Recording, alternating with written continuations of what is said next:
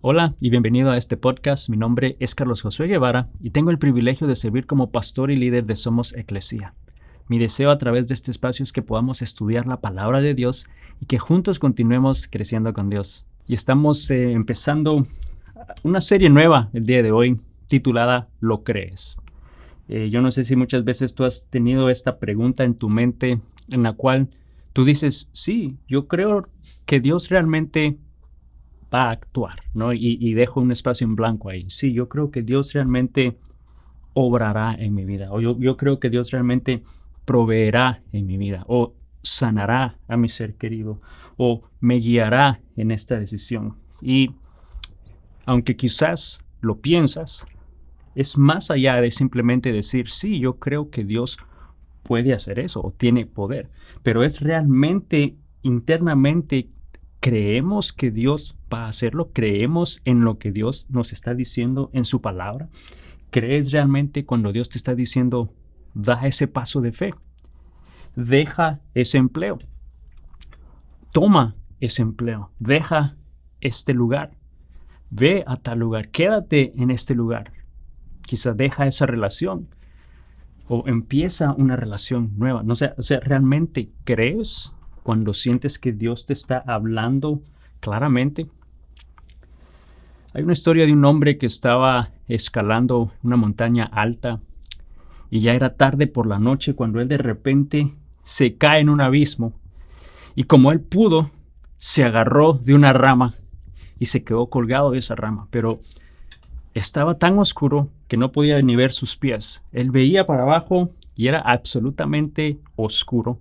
Veía para arriba, no podía ver ni siquiera la distancia en la que había caído. Estaba en completa oscuridad y desesperación. Y trató de subir, pero no podía subir. Entonces él, en su desesperación, grita, Dios, si tú estás allí, sálvame. Si estás allí, ayúdame. Y no sé si fue en su interior o si realmente escuchó una voz que le dijo, aquí estoy. ¿Crees que puedo hacer algo por ti para salvarte?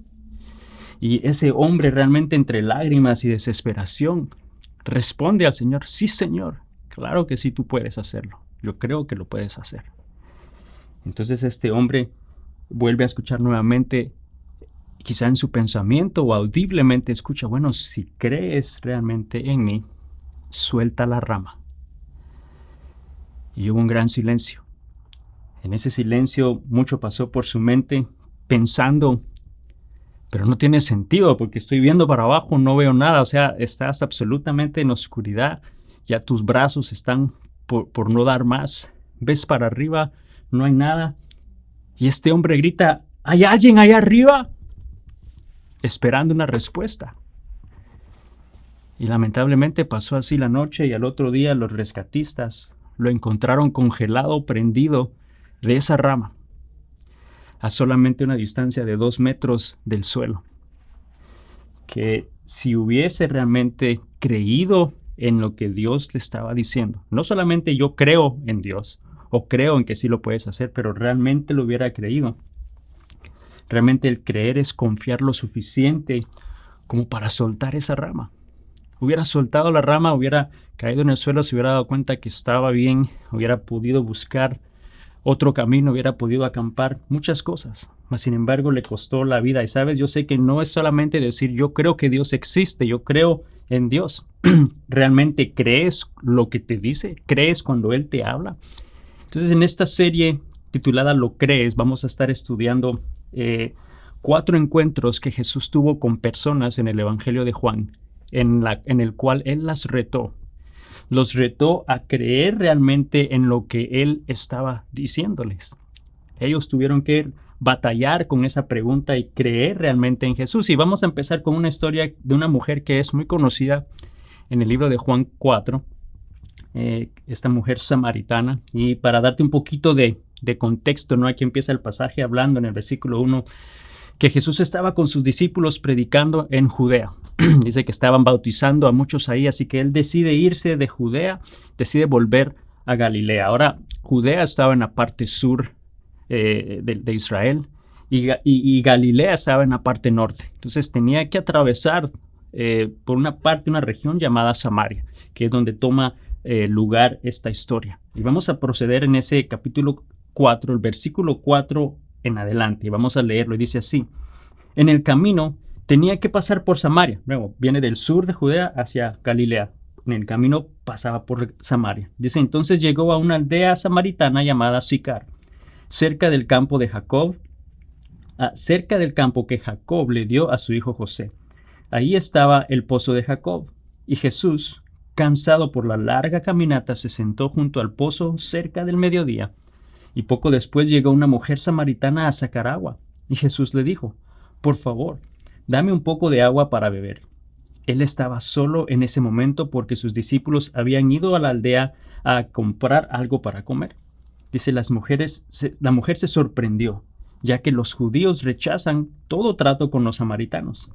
Entonces le dijo a Jesús, usted es judío y yo soy una mujer samaritana. ¿Por qué me pide agua para beber? Y nos vamos a detener un momento ahí, porque hay mucho que podemos realmente ver que está sucediendo para ayudarnos a entender realmente la magnitud de lo que Jesús estaba a punto de hacer en la vida de esta mujer. Y quiero que podamos ver 5 cosas que Jesús hace al encontrarse con esta mujer. O sea, hay cosas que Jesús está ya premeditadamente haciendo para encontrarse con ella, al igual que lo hace en nuestra vida para encontrarse con nosotros y así retarnos a creer en Él y en lo que Él nos está diciendo. Y lo primero que quiero que veamos es que Jesús busca a quienes otros rechazan. O podríamos sustituir ese rechazo a evitan o descartan, ¿no? Jesús busca a quienes otros evitan o descartan. Y este pasaje, al leerlo nuevamente, vamos a ver realmente lo importante y cómo Jesús realmente estaba siendo intencional en ir tras esta mujer. En ese versículo 4, al regresar nuevamente, dice, el camino tenía que pasar por Samaria. Dice, entonces llegó a una aldea samaritana llamada Sicar, cerca del campo que Jacob le dio a su hijo José. Vemos que era intencional el lugar en el cual Jesús estaba yendo. Dice, tenía que pasar por Samaria. Y bueno, Samaria es grande, o sea, es una región grande, pero dice específicamente llegó a esta ciudad llamada Sicar. Vemos que él tenía un lugar en mente de antemano. Al seguir leyendo en el versículo 6, dice, ahí estaba el pozo de Jacob, y Jesús, cansado por la larga caminata, se sentó junto al pozo cerca del mediodía. Poco después llegó una mujer samaritana a sacar agua, y Jesús le dijo, por favor, dame agua de beber. Vemos que Jesús entonces va a este lugar, a esta ciudad, va a un pozo específicamente, y sabemos que esto era específico porque tenemos que entender lo que sucedía culturalmente en ese pozo o en cualquier otro pozo en particular, pero especialmente ahí. Dice que llegó al mediodía. Por lo general, culturalmente, las mujeres iban a sacar agua al pozo de madrugada. Realmente las mujeres eran las que por costumbre iban a los pozos, pero lo hacían de madrugada temprano o lo hacían al atardecer. No lo hacían al mediodía cuando estaba lo más fuerte del sol. Entonces culturalmente se sabía que al mediodía no iba a haber nadie ahí, especialmente para sacar agua del pozo, porque era una tarea que las mujeres hacían.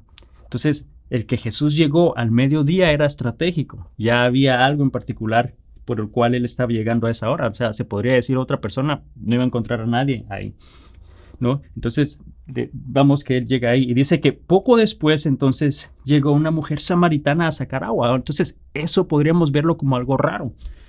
Cualquier persona no hubiera esperado encontrar a alguien a esa hora sacando agua, porque no era la hora en particular.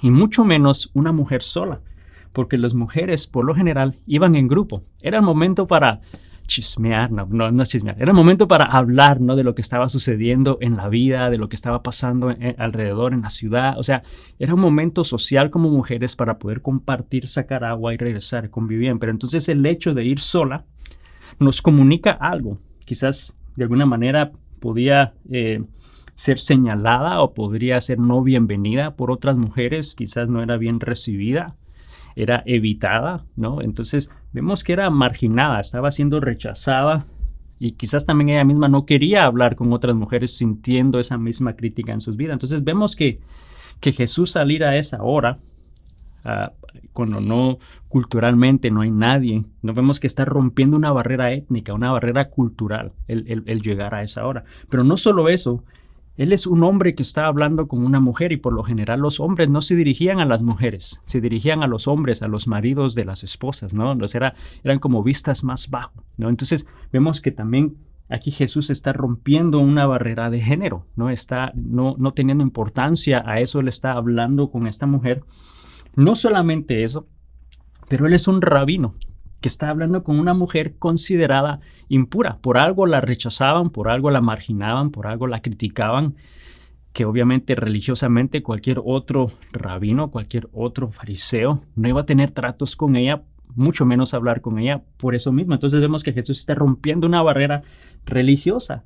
Y por otra parte, era una mujer samaritana. Aquí Jesús está rompiendo una barrera social, esa enemistad que había entre judíos y samaritanos. Entonces vemos que Jesús es sorprendente en la manera que él está hablando. Fue estratégico en el lugar al que él fue. Fue a un lugar buscando a una persona en particular y está rompiendo todo tipo de barreras para encontrarse con ella. Entonces vemos el versículo 9, continúa la historia. Dice, la mujer se sorprendió, ya que los judíos rechazan todo trato con los samaritanos. Entonces le dijo a Jesús, usted es judío y yo soy una mujer samaritana. ¿Por qué me pide agua para beber? Vemos que también ella se sorprende del hecho que él está ahí y que ha roto esas barreras que de alguna manera impedían que esa relación, que esa palabra, esa comunicación, ese trato surgiera. Especialmente esa rivalidad entre judíos y samaritanos, porque lo vimos al principio. Samaria era considerada era la capital del norte, pero estaba un poco más central, pero era igual considerada esa capital del norte, Judea, de la región del sur, de la tribu de Judá y de Benjamín, el linaje de David. Entonces ellos veían a los samaritanos como personas impuras, porque adoraban a otros dioses, se habían unido, se habían mezclado con otros grupos, con otras tribus paganas que adoraban a otros dioses, rendían cultos a otros dioses. Entonces, los judíos evitaban pasar por Samaria. Y si vemos en el mapa, del sur al norte, tenían que pasar por Samaria, pero pasaban por la orilla, por todo el borde del río Jordán, porque el pasar por el medio, sabían que iban a haber insultos mutuos, ¿no? Esa rivalidad entre dos grupos que se odian, que se detestan, ¿no? Y que mutuamente se insultan. Entonces, vemos que lo normal, lo lógico, todos pasaban por el río Jordán para cruzar y evitar Samaria, pero Jesús va directamente a Samaria, va directamente a esa ciudad, y ahí entonces él está rompiendo está rompiendo varias cosas, ¿no? Esta mujer, siendo samaritana, era culturalmente rechazada porque otras mujeres no hablaban con ella, era señalada, era marginada, era socialmente rechazada por los problemas entre judíos y samaritanos, que había enemistad, no había manera de tener relación, era religiosamente rechazada por ser considerada impura por el estilo de vida que ella llevaba. Entonces, algo que nos deja ver claramente lo que Jesús hace es que Jesús va donde otros no quieren ir para alcanzar a quienes otros evitan. Así es, Jesús va a donde otros no quieren ir para alcanzar a quienes otros evitan. Y al seguir estudiando este pasaje, conforme lo seguimos leyendo, nos damos cuenta qué es lo que Jesús hace. Él hace entonces lo que Él hace para retarnos a creer en Él y en lo que Él está diciendo. Entonces vemos que Jesús busca a quienes otros rechazan. Número 2, Jesús desea saciar nuestra sed más profunda. Jesús desea saciar nuestra sed más profunda. Al continuar la lectura en esos versículos 10 al 12, Él le dice a la mujer, si tú supieras quién soy yo, tú me estarías pidiendo agua, ¿no? En vez de él pedirle agua de beber, si ella hubiera sabido quién era Jesús, realmente le hubiera pedido agua a él. Y ella le dice, bueno, pero si tú no tienes ni cubeta, ni vaso, ni una cuerda larga, ¿cómo me vas a dar tu agua? ¿No? Y empieza a despertar cierto interés en la conversación con esta conversación. Jesús le hace ver que ella tenía sed, pero no una sed momentánea. Ella tenía una sed de algo mucho más profundo, y lo mismo hace en nuestra vida hoy. Muchas veces quizás nosotros pensamos y vemos a Jesús para saciar una necesidad física, una necesidad social o inmediata, pero Él desea saciar mucho más, una sed más profunda en nuestra alma, desea saciar esa sed que nuestro ser anhela y que sabemos el mundo no la puede saciar, eso que el mundo no puede ofrecer. Eso es lo que Jesús desea realmente saciar. Y en el versículo 3, entonces, aquí vemos la lectura, dice: Jesús contestó: cualquiera que beba de esta agua pronto volverá a tener sed, refiriéndose al agua del pozo. Pero todos los que beban del agua que yo doy no tendrán sed jamás. Esa agua se convierte en un manantial que brota con frescura dentro de ellos y les da vida eterna. Vemos entonces que la conversación y empieza a causar interés en esta mujer, y ella estaba enfocada en esa agua física, pero realmente su corazón anhelaba saciar una sed más profunda. Su corazón entonces empieza a escuchar y desea creer lo que Jesús le está diciendo. Desea realmente creer que Él puede saciar esa sed, esa necesidad que ella tenía. Y a nosotros nos pasa igualmente el día de hoy. Sabemos que Dios nos ha hablado o que nos ha dicho algo, ¿no? Y escuchamos lo que nos ha dicho y queremos creer que sí va a hacer, o queremos creer que Él va a saciar esa necesidad en nuestra vida, o quizás a saciar ese dolor, esa soledad o ese rechazo o esa falta de amor. Queremos creer que lo vamos a encontrar en Jesús, pero a veces nos cuesta realmente dar ese paso de acción a lo que Él nos está diciendo. Pero queremos creer, pero sabes, la fe comienza cuando reconocemos que Jesús ofrece algo que el mundo no puede dar. Ahí es donde empieza la fe a crecer. Cuando te das cuenta que esa sed que tanto anhelas, esa sed puede ser saciada solamente por Jesús, ahí es que te empieza a desarrollar tu fe. La pregunta es, ¿lo crees? ¿Crees que realmente Jesús lo va a hacer? Y vemos entonces que Jesús intriga el corazón de esta mujer, empieza a retarla a creer en Él. Y el versículo 16 al 19, si seguimos leyendo, dice: Jesús entonces le dijo: ve y trae a tu esposo. No tengo esposo, respondió la mujer. Es cierto, dijo Jesús, no tienes esposo porque has tenido 5 esposos y ni siquiera estás casada con el hombre con el que ahora vives. Ciertamente dijiste la verdad. Señor, le dijo la mujer, seguro que usted es profeta. Entonces vemos que Jesús le dice y le revela todo detalle de su pasado a esta mujer. Le dice exactamente y le deja ver que Él tiene conocimiento completo de su vida y de lo que ha hecho. Y nos lleva al punto número 3. Jesús desea confrontar nuestro pasado. Jesús confronta el pasado de esta mujer, pero fíjate cómo lo hace. Lo hace sin humillarla, lo hace sin criticarla, lo hace sin juzgarla, lo hace no enojado, lo hace no regañándola o juzgándola, lo cual hace que entonces ella, en lugar de huir al ser confrontada por su pasado, reconoce que Jesús le está hablando con autoridad divina, reconoce que hay algo especial, hay algo maravilloso y un poder de Dios en su vida. Por eso le dice, seguro usted es profeta. Entonces vemos que no se siente atacada. Jesús la confronta, pero no lo hace de una manera mal, ¿no? Y Jesús la confronta porque Él desea transformarla. Él deseaba transformar su vida, por eso fue que la confrontó, por eso fue que llegó a ese lugar en Sicar, por eso fue que Él llegó a ese pozo al mediodía, porque culturalmente no había nadie, pero sabía que ella iba a llegar ahí y era una persona rechazada. Y vemos entonces que Él lo hace no exponiéndola públicamente, no lo hace confrontándola con críticas, ¿no? Pero lo hace confrontándola con amor, le ofrece gracia y la verdad, realmente le revela la verdad de su pasado con gracia. Y sabes, la gracia de Cristo no ignora el pecado, sino que lo transforma.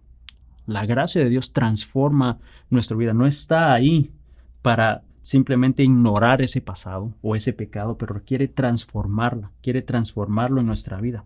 Eso es lo que Jesús quiere hacer en tu vida ahora. Él desea transformar tu vida completamente, no solamente saciar una necesidad inmediata, pero desea satisfacer y saciar esa sed, esa necesidad que el mundo no puede llenar.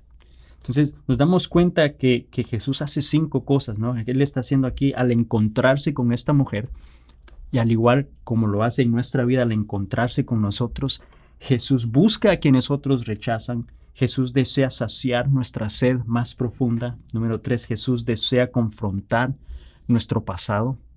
Y nos lleva al número 4, que Jesús quiere transformar tu vida. Jesús desea transformar tu vida completamente.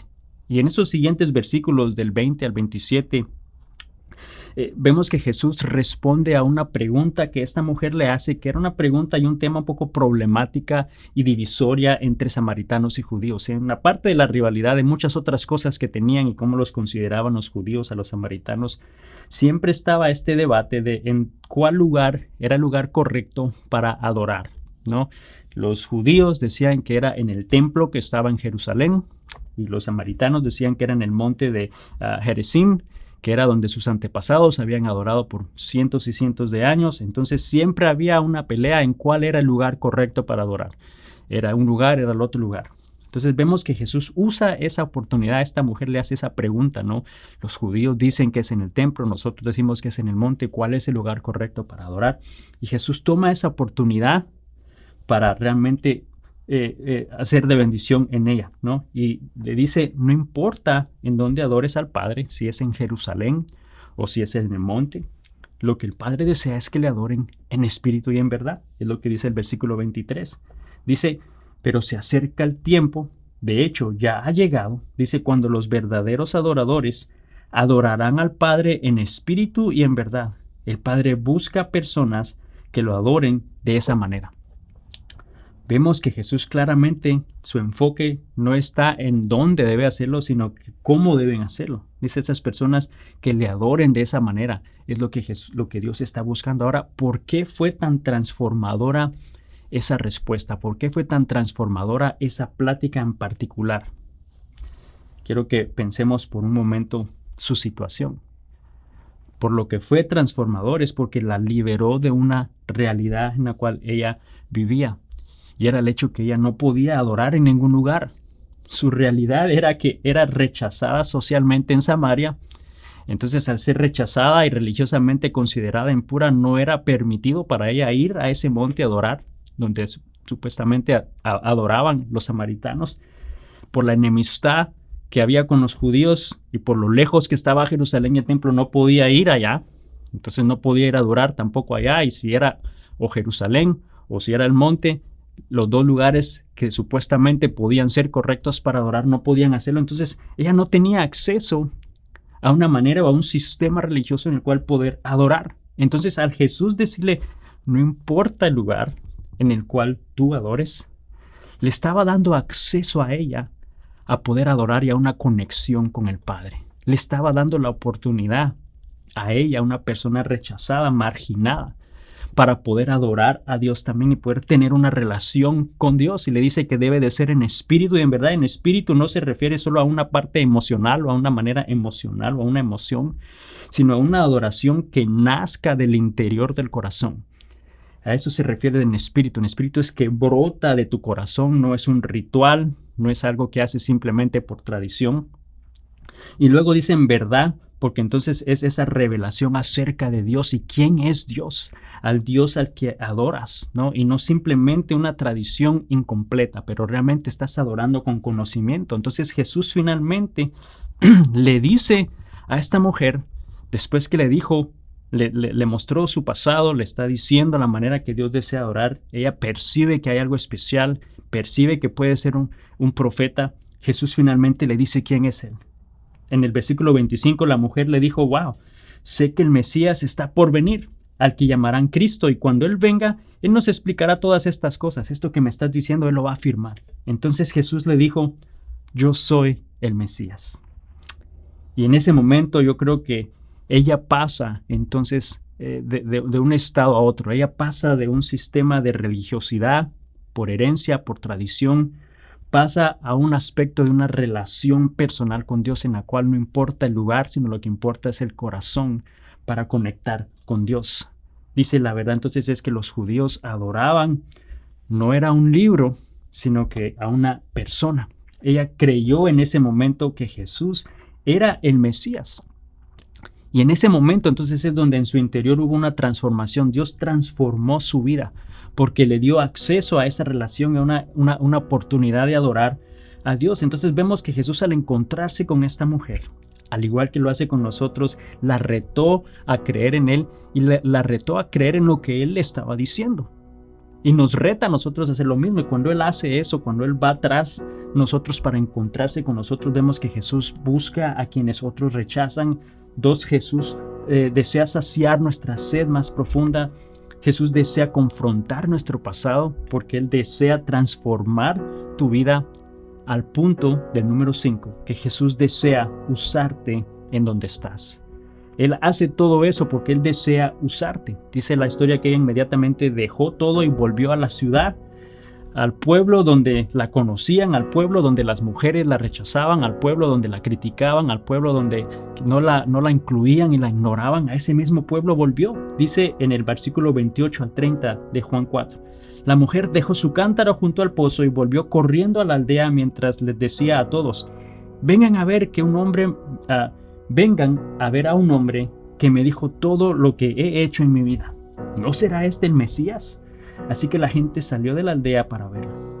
Dijo: vengan a ver a un hombre que me dijo todo lo que ha hecho en mi vida. Yo no sé si yo saldría corriendo diciendo eso, porque a lo mejor no todos querían que les dijeran todo lo que habían hecho en su vida. Que a veces que eso se quede en el pasado, ya no quiero verlo más, no sé.